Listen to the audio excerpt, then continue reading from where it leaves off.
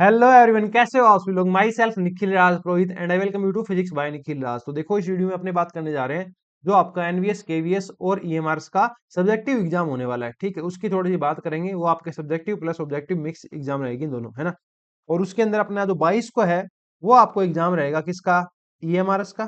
ठीक है, और जो 28 को आपका वो रहने वाला है केवीएस एनवीएस वाला। ठीक है, थोड़े से कुछ पॉइंट्स की इसमें बात करेंगे, थोड़ी आपको गाइडेंस प्रोवाइड करेंगे। गाइडेंस तो नहीं कह सकते, आप मेरे एक्सपीरियंसेस कह सकते हैं कि मुझे क्या लगता है। ठीक है ना, मैं चीजों को किस तरीके से सोचता हूँ। ओके, उनकी अपने थोड़ी सी बात करेंगे। ठीक है, तो सबसे पहली बात तो ये, अगर आप दोनों एग्जाम की तैयारी कर रहे हैं एक साथ, गुड, कोई दिक्कत नहीं है। अगर आप अलग अलग भी तैयारी कर रहे हैं तो मतलब आप किसी एक एग्जाम की तैयारी कर रहे हैं दोनों में से, तो भी कोई दिक्कत वाली बात नहीं है। ठीक है, पहला पॉइंट तो हो गया ये। ठीक है, और अगर आप दोनों एग्जाम की साथ में तैयारी कर रहे हैं तो भी कोई दिक्कत वाली बात नहीं है, एक साथ आप इनकी तैयारी कर सकते हैं। ठीक है, यहाँ पे आपको कुछ सोचने वाली चीजें क्या है कि यहाँ पे आपके पास दो पार्ट है।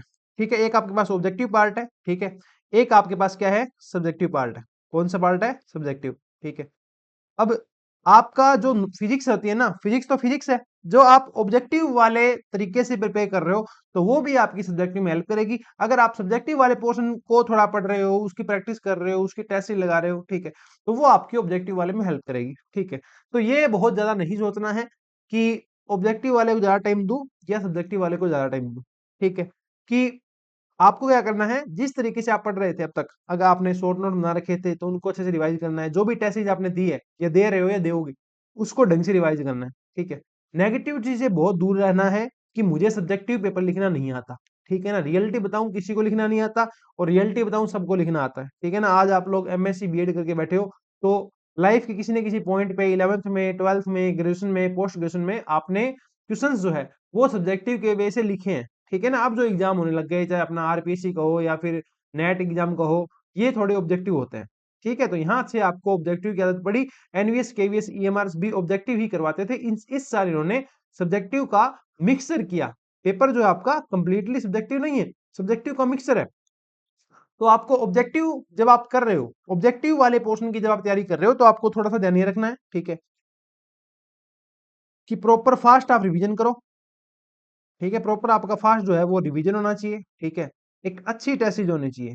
ठीक है, गुड टेस्ट सीरीज। ठीक है, पीवाईक्यू अगर आप अब तक नहीं देखे हैं तो आप पीवाईक्यू देख लेना, अपने यूट्यूब चैनल के ऊपर सारे के सारे मैंने अपलोड कर रखे हैं। ठीक, तीन काम आप करोगे सब्जेक्टिव, और इतना होने के बाद मुझे लगता है पहले आप ऑब्जेक्टिव की तैयारी कर लो, बेटर रहेगा। ठीक है ना, ऑब्जेक्टिव की तैयारी होने के बाद क्या करना होता है, सब्जेक्टिव में आओ। सब्जेक्टिव में पहली बात तो कॉन्फिडेंस बना के रखना है। क्या कॉन्फिडेंस बना के रखना है, कि किसी की ढंगी तैयारी नहीं है, आपकी बढ़िया तैयारी है। ठीक है ना, ये एक फैक्टर आपको लेके चलना पड़ेगा। अगर ये फैक्टर आप लेके नहीं जाओगे तो क्या होगा, जो भी आप लिखोगे ना, आपको कभी ये फील आएगी नहीं कि आप वो सही लिख रहे हो। ठीक है, तो थोड़ा सा ध्यान रखना है, खुद को हमेशा कॉन्फिडेंस में रखना है। खुद का कॉन्फिडेंस जो है वो कभी भी आपको डाउन नहीं होने देना है। ठीक है ना, कि मैं क्या करूं क्या नहीं करूं। ठीक है, ये आप थोड़ा ध्यान रखना कि बाकी सबको तो सब आता है, मुझे कुछ नहीं आता सब्जेक्टिव में लिखना, ऐसा नहीं सोचना है आपको। ठीक है, दूसरी बात, आपके 10 क्वेश्चन आएंगे। ठीक है ना, एनवीएस केवीएस के अंदर दोनों में शायद 10-10 क्वेश्चन ही आएंगे। तो आपको है ना ये मानना है कि एटलीस्ट 5 क्वेश्चन अगर आप कर देते हो, ठीक है ना, 5 क्वेश्चन आप कर देते हो 10 में से, तो आपका जो सिलेक्शन है वो उसके काफी पास आप चले जाओगे। ठीक है, और जो आपकी जो मेरिट बनेगी वो टीयर 1 के मार्क्स से नहीं बन रही, वो सब्जेक्टिव वाला, और जो आपका टीयर 2 होगा, ठीक है, जिसमें सब्जेक्टिव भी ऑब्जेक्टिव ऑब्जेक्टिव भी है, उसी से आपकी मेरिट बनेगी।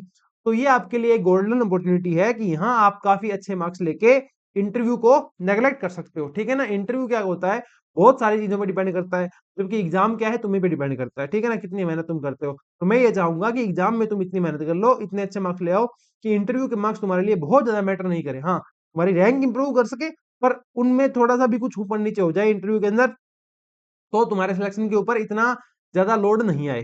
ठीक है, ये थोड़ा सा आप सोच सकते हैं। तीसरी बात, अब बात आ गई ऑब्जेक्टिव आपको सीधा पढ़ना है। ठीक है, ऑब्जेक्टिव आपको सब्जेक्टिव में कैसे हेल्प करेगा, देखो, फिजिक्स तो आप वहां भी सीखोगे और वही आपकी यहाँ हेल्प करेगी। ठीक है, और पहले क्या करना है आपको, पहले जो इंपॉर्टेंट इंपॉर्टेंट टॉपिक लगते हैं कि इस चैप्टर में ये इंपॉर्टेंट है, इस चैप्टर में ये इंपॉर्टेंट है, इस चैप्टर में ये इंपॉर्टेंट है। ठीक है, तो वो क्वेश्चन आप लिख के देखें। ठीक है ना, वो डेरिवेशन भी हो सकते हैं, वो न्यूमेरिकल भी हो सकते हैं, वो थ्योरी भी हो सकती है। न्यूमेरिकल वाला पोर्शन मुझे ऐसा लगता है जब आप ऑब्जेक्टिव की तैयारी करते हो तो वहां से आपका कंप्लीट हो जाना चाहिए। और मेरा ये मानना है कि 33% क्वेश्चन जो होंगे सब्जेक्टिव में भी, मान लो 10 क्वेश्चन आते हैं, 10 में से 3 क्वेश्चन आपके ऑब्जेक्टिव के देखने को आपको मिलेंगे। ठीक है, और थोड़ा सा इंपॉर्टेंट टॉपिक जो है पहले आप उनका ध्यान रखें, उनकी तैयारी करें। ऐसा मैं क्यों बोल रहा हूँ, ऐसा मैं इसलिए बोल रहा हूँ कि आपके 11th और 12th को मिला के है ना लगभग 28 29 30 चैप्टर मान लो, ठीक है ना, 30 चैप्टर है। अब 30 चैप्टर में से 30 क्वेश्चन देने हैं। कितने क्वेश्चन देने हैं? 30। उस नहीं, 30 चैप्टर में से 10 क्वेश्चन देने हैं, ठीक है ना। आपके पास चैप्टर कितने हैं? 30 चैप्टर्स हैं, ठीक है। इन 30 चैप्टर में से भी क्वेश्चन कितने देने हैं? 10। इन 10 क्वेश्चन में भी 3 क्या आएंगे? न्यूमेरिकल आएंगे, ठीक है ना। तो क्वेश्चन कितने देने हैं? 7 सब्जेक्टिव क्वेश्चन बनाने हैं। तो ये 7 सब्जेक्टिव क्वेश्चन जब इन 30 चैप्टर से निकाले जाएंगे तो बहुत हाई चांस है कि जो मोस्ट इंपोर्टेंट क्वेश्चन होंगे ना वही इनसे आएंगे, ठीक है। अपनी टेस्ट भी कुछ इसी तरीके से डिजाइन है। स्टार्टिंग के जो पेपर है उनमें इंपोर्टेंट क्वेश्चन है, ठीक है ना। तो स्टार्टिंग वाले पेपर जो है आपको बिल्कुल रट लेने हैं और इसी प्रकार प्रायोरिटी चलनी है कि मान लो अपने पास 10 पेपर है ना, अपनी जो सब्जेक्टिव टेस्ट है जो आप ज्वाइन कर सकते हैं, वहां अपने 10 टेस्ट पेपर बनाए हैं, ठीक है। तो हाईएस्ट प्रायोरिटी आपकी ये होना चाहिए, ये तो बिल्कुल रटना चाहिए, ये भी रटना है, ये भी रटना है। पहले 3 4 तो है ना बिल्कुल रट देना, ठीक है ना, कि डेरिवेशन आ जाए तो स्टेप बाय स्टेप लिख सकते हो तुम, ठीक है। लास्ट वाले है, इनमें भी अच्छे क्वेश्चन डाले हैं, ठीक है ना, ये आपकी बाकी प्रैक्टिस के लिए, ठीक है। कभी भी ऐसा नहीं होगा कि आप अपने आप में कंप्लीट होंगे, आपके 10 के 10 क्वेश्चन आ रहा होगा या कोई भी एक क्वेश्चन उठाओगे उसका सब कुछ आ रहा होगा, नहीं। जो आ रहा होगा, जितना आ रहा होगा उसको ढंग से मैनेज करके आपको लिखना है, वहीं से आपको मार्क्स मिलेंगे, ठीक है ना। और अपना बेस्ट देना है, अपनी अपना 100%, 200%, 500% जितना भी तुम्हें देना है तुम देना, पर बहुत ज्यादा उम्मीदें लगा करके मत बैठना, ठीक है ना। कि भाई मतलब सब कुछ नहीं मानना होता, हाँ पूरा तुम लड़ो, युद्ध है ना, तुम अपनी पूरी शक्ति से लड़ो, पर एक्सपेक्टेशन मत लगा के जाओ कि मैं मतलब वो मुझे मिले, समझ रहे हो ना। वो मांग इमोशनली उसको मांगना नहीं है कि ये मुझे ही मिले, हाँ तुम्हारा जो एटीट्यूड है उस चीज को लेकर के, तुम्हारी जो प्रिपरेशन है वो उस लेवल की होनी चाहिए कि वो तुम्हें ही मिले, ठीक है ना। पर वो इमोशनली मांगना नहीं है तुम्हें, ठीक है ना, कि ये मुझे ही मिले, ये बात थोड़ी सी ध्यान रखना, वो थोड़ा सा नहीं करना है आपको, ठीक है। तो थोड़ी सी अपनी बात कर ली, ऑब्जेक्टिव वाला पार्ट भी इंपॉर्टेंट है, सब्जेक्टिव वाला पार्ट भी इंपॉर्टेंट है। ऑब्जेक्टिव वाला पार्ट आपने टेस्ट लगाने हैं उसके, ठीक है ना, अपनी टेस्ट ऑब्जेक्टिव वाले की भी है, वो आप जा करके ऐप में देख सकते हैं, वेबसाइट पे देख सकते हैं, ठीक है ना। मैं थोड़ी सी बात करता हूँ सब्जेक्टिव क्वेश्चन जो है वो आपको लिखने कैसे हैं। मान लो आपको एक टॉपिक आता है तो आप उसको लिखोगे कैसे, ठीक है। पहली बात तो ये, मान लो 10 क्वेश्चन आ रहे हैं, 10 में से 7 जो है वो सब्जेक्टिव है, ठीक है। तो न्यूमेरिकल वाले क्वेश्चन जो है उनके अंदर कभी भी ऐसा नहीं होना चाहिए कि आपके पास उनके लिए टाइम नहीं बचे, ठीक है ना। न्यूमेरिकल में क्या है, न्यूमेरिकल में ये है कि एक बार अगर आपको कॉन्सेप्ट समझ में आ गया तो उसमें कुछ बहुत ज्यादा लिखने वाला नहीं होता है, आप उसको फटाफट फटाफट कर दोगे और आपको जो उसके 4 मार्क्स हैं वो मिल जाएंगे, ठीक है ना। तो न्यूमेरिकल को थोड़ा सा टाइम देना है ढंग से उसको समझने के लिए, ठीक है ना। थ्योरी जैसे नहीं है, थ्योरी में तो ठीक है, ये टॉपिक दिमाग में आ गया उसको लिखते गए लिखते गए, नहीं। न्यूमेरिकल इतना लिखवाएगा नहीं, पर न्यूमेरिकल तुमसे दिमाग लगवाएगा तो उसको टाइम देना पड़ेगा। तो ये थोड़ा सा आप थोड़ा सा ध्यान रखें कि अगर न्यूमेरिकल आते हैं तो आप उनको स्टार्टिंग में ही सोल्व आउट कर दे, ठीक है ना। उसके बाद आप थ्योरी की तरफ जाए। उसके बाद आती है थ्योरी। थ्योरी बात ये है कि मान लो आपके पास ये 7 क्वेश्चन है, ठीक है। तो पहली बात तो कोई भी क्वेश्चन खाली नहीं छोड़ना, ठीक है ना। उस टॉपिक से रिलेटेड तुम्हें जो भी आता है तुम लिख सकते हो, ठीक है। दूसरी बात ये है, मान लो एक टॉपिक तुम्हें बहुत अच्छे से आता है, ठीक है ना। मान लो कोई भी एक टॉपिक मान लेते हैं, फोटो इलेक्ट्रिक करंट, ठीक है ना, इजीएस्ट टॉपिक है ये अपने 11 12 के फिजिक्स पोर्शन का, फोटो इलेक्ट्रिक इफेक्ट, ठीक है।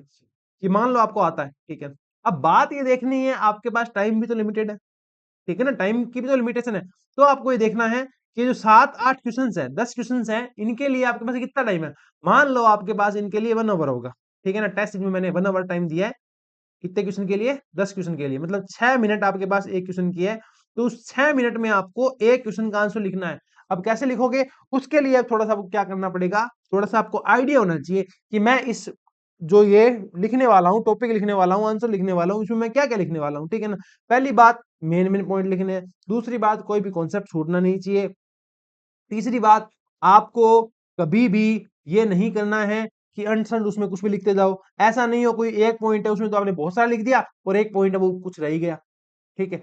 तो ऐसा नहीं करना है, ये थोड़ा ध्यान रखें। आप जो जो आपका पेपर मिलेगा आपको, एनवीएस केवीएस का कहो या ईएमआरएस का मिलो, ईएमआरएस का कहो, ठीक है। उसमें आपके पास स्पेस जो होता है ना वो डिसाइडेड होता है, वो निश्चित होता है, ठीक है, लिमिटेड होता है। तो आपको ये भी ध्यान रखना है कि वहां बहुत ज्यादा काट छांट आपकी ना हो। हैंड राइटिंग सुधारोगे वो बच्चे आप नहीं हो, तो थोड़ा सा वेल मैनेज लिखना है, थोड़ा सा है ना वर्ड्स जो है उनके बीच में स्पेसिंग करके लिखना है, ठीक है ना। एक तरीका ये होता है वर्ड्स अच्छे लिखने का कि उनके बीच की जो स्पेसिंग है ना वो बढ़ा दो, ठीक है। जैसे कि मान लो ये है इट वाज, एक तो ये लिखा है पास पास, एक इसको दूर दूर लिखा है थोड़ा, ठीक है, तो क्लियर क्लियर दिखेगा, दिखने में इजी रहेगा। तीसरी बात, पेपर पैटर्न रहने वाला है इंग्लिश में, ठीक है, तो ये एक्सक्यूजेज आपके नहीं चलेंगे, सर मैंने तो आज तक इंग्लिश लिखी नहीं, मैं तो हिंदी मीडियम से था, मैं तो ये था वो था, कुछ नहीं चलने वाला, ठीक है, तो वो थोड़ी सी आपको प्रैक्टिस करनी पड़ेगी। अब ये और इतना ही है, और है ना, बहुत ज्यादा ऐसे दिमाग लगाने की जरूरत नहीं है, तैयारी करो ढंग से, प्रैक्टिस करके जाओ, ढंग से जाकर के एग्जाम देना, आपका सिलेक्शन हो जाएगा, ठीक है। अब अपने आपको अगर प्रैक्टिस करनी है, आप कहीं भी जहां आपको अच्छा लगता है ना, वहां आप टेस्ट ज्वाइन करिए, ठीक है। फिर भी आपको अपनी टेस्ट ज्वाइन करनी है, तो हमने भी एक टेस्ट लॉन्च कर रखी है, एनवीएस केवीएस ईएमआरस पीजीटी फिजिक्स, ठीक है। ये क्या है, आपकी सब्जेक्टिव टेस्ट रहेगी, ठीक है, इसमें सिर्फ और सिर्फ सब्जेक्टिव वाली प्रैक्टिस है। 10 टेस्ट इसके अंदर अप्रोक्स रहने वाले हैं, ठीक है। सारे टेस्ट बहुत ही मेहनत से मैंने बनाए हैं। अब तक मैं चाहता तो मैं सारे के सारे टेस्ट डाल देता, ठीक है ना, फटाफट खत्म कर देता, नहीं, पर मैंने इसमें बहुत टाइम लगाया। अब तक मैंने 7 टेस्ट कंप्लीट कर दिए, कितने, 7 टेस्ट कंप्लीट कर दिए, और 3 टेस्ट जो है वो ऑलमोस्ट आप कह सकते हो 19 ऑफ मार्च, इससे पहले मैं कंप्लीट कर दूंगा। उम्मीद मान के चलो 15 तक भी शायद मैं कर दूं, पर मैं टाइम लगा रहा हूँ, है ना, मैं उसमें पूरा जितने इन्वेस्टमेंट होता है वो दे रहा हूँ, ताकि एक बढ़िया चीज बन के आए, है ना। तो 10 टेस्ट आप में उसको रहेंगे, उसमें आपको लिखने का मौका मिलेगा, ठीक है ना, 5 आपके 5 पार्ट वाइज रहेंगे, और 5 आपके फुल लेंथ रहेंगे, सारे रहेंगे 10-10 क्वेश्चन की। 5 पार्ट वाइज का मतलब क्या है, पहले टेस्ट में आएगा 11th का पहला, 11th की फर्स्ट बुक, दूसरे में 11th की सेकंड, 12th की फर्स्ट, 12th की फोर्थ, और इनमें भी क्या है, सिर्फ और सिर्फ कौन से टॉपिक, इंपॉर्टेंट टॉपिक आएंगे, ठीक है। उसके बाद यह जो पांचवा टेस्ट है, उसमें इन चारों का कंबाइन आएगा, जो इसमें इंपॉर्टेंट टॉपिक आपको हाईलाइट करके दे रखे हैं, ठीक है ना। सिलेबस अवेलेबल है ऐप के अंदर, जब आप बाय कर लोगे वहां आपको सिलेबस दिख जाएगा, ठीक है ना। इन चारों का सिलेबस इसमें आएगा, पांचों में। इसके बाद जो 6 से लेकर के 10 टेस्ट है, 6 से लेकर के 10वां जो टेस्ट आपका, वहां तक आपको कंप्लीट सिलेबस देखने को मिलेगा, ठीक है ना। तो हमेशा मैं उसी से चलूंगा, 30% पोर्शन मैं न्यूमेरिकल का दूंगा, मतलब 3 क्वेश्चन न्यूमेरिकल के दूंगा, और 7 क्वेश्चन जो है वो आपको सब्जेक्टिव वाले दूंगा, ठीक है। ये तो हो गया आपका सब्जेक्टिव वाला। ऑब्जेक्टिव वाला चाहिए तो ऐप के अंदर अपने ऑब्जेक्टिव टेस्ट भी चल रही है, केवीएस एनवीएस ईएमआरएस की, वो भी आप ज्वाइन कर सकते हैं, ठीक है ना। पहली बात तो ये थी। इसके अलावा किसी को पीजीटी फिजिक्स बैच ज्वाइन करना होगी, सर मेरे को फटाफट फटाफट ऑब्जेक्टिव की ओर प्रैक्टिस करनी है, ठीक है ना, और मेरे को उसके लेक्चर वगैरह भी देखने हैं, क्वेश्चन प्रैक्टिस भी और चाहिए, तो आप जो है वो पीजीटी फिजिक्स बैच ज्वाइन कर सकते हैं। ये इन सब के लिए, H TET, MP TET, NVS, KVS, EMRS physics के लिए, ठीक है। बाकी आरपीएससी की तैयारी कर रहे हो तो आरपीएससी का कंप्लीट बैच भी चल रहा है, बीएससी एमएससी का भी बैच चल रहा है, आरपीएससी का प्रैक्टिस बैच भी चल रहा है, ठीक है। इसी प्रकार एचपीएससी का भी अपने बैच चल रहा है, ठीक है। ये सारे बैचेज वगैरह है, इसके अलावा और भी बैचेज हैं, वो आप जाकर के ऐप में देख सकते हो, वेबसाइट पे देख सकते हो, विंडोज ऐप में देख सकते हो, आईओएस ऐप में देख सकते हो, ठीक है ना। ये जो ऐप के लिंक वगैरह आपको कमेंट सेक्शन में मिल जाएंगे, डिस्क्रिप्शन में मिल जाएंगे, वहां से आप देख लेना, आपको जो ठीक लगे, जहां ठीक लगे आप ज्वाइन कर सकते हो, ठीक है ना। अगर आपको आप ज्वाइन करते हो, उसके बाद आप उस कंटेंट को देखते ही नहीं हो, कंज्यूम ही नहीं करते हो, फिर मत मत बाय करना, ठीक है ना, मत पैसे लगाना अपने, ठीक है ना। थोड़ा सा अगर पढ़ सकते हो, ढंग से टाइम दे सकते हो, सिलेक्शन लेना चाहते हो, तो ज्वाइन करना, मेरा ये कहना है, ठीक है ना। बाकी एक सजेशन मेरा है, सब्जेक्टिव वाले टेस्ट ही देना, ये जरूर बाय करना। मुझे ऐसा लगता है फिलहाल सबसे ज्यादा मैं किसी चीज में मेहनत कर रहा हूँ ना, तो वो सब्जेक्टिव वाले टेस्ट पे कर रहा हूँ, ठीक है। तो अगर आप एनवीएस केवीएस ईएमआर की तैयारी कर रहे हो, सब्जेक्टिव वाला एग्जाम तुमको देना है, तो ये टेस्ट ज्वाइन करना। ये आपके व्हाट्सएप नंबर रहे, कोई भी आपको दिक्कत आती है, क्वेरी आती है, इनके ऊपर आप कॉन्टेक्ट कर सकते हो। आप जब ये 10 टेस्ट पेपर लिखोगे, इनके आपको सोल्यूशन भी मिलेंगे, आपने कैसा टेस्ट लिखा है उसके आपको सजेशन भी मिलेंगे, कि भाई ऐसे ऐसे करके तुम थोड़ा और इंप्रूव करो, यहाँ तुम्हारे प्लस है, यहाँ तुम्हारे माइनस है, तो वो रिव्यू मिलेगा, तो उससे भी तुम्हें बहुत फायदा होगा, ठीक है। तो ये थोड़ी बहुत चीजें हैं, फिर भी मैं ट्राई कर रहा हूँ कि मैं हर रोज एक शॉर्ट वीडियो डाल दूं, केवीएस एनवीएस ईएमआर की प्रिपरेशन से रिलेटेड, थोड़ा सा गाइडेंस से रिलेटेड शॉर्ट वीडियो डालता रहूंगा, तो उससे आपको काफी फायदा होगा, ठीक है। तो वो भी आप थोड़ा कॉन्टेक्ट में रहना, ध्यान रखना, वो चीजें जो है आपको काफी फायदा करेगी, ठीक है। इतना देख लेना, तो मिलते हैं नेक्स्ट वीडियो के अंदर, तब तक के लिए thank you, take care, bye bye bye.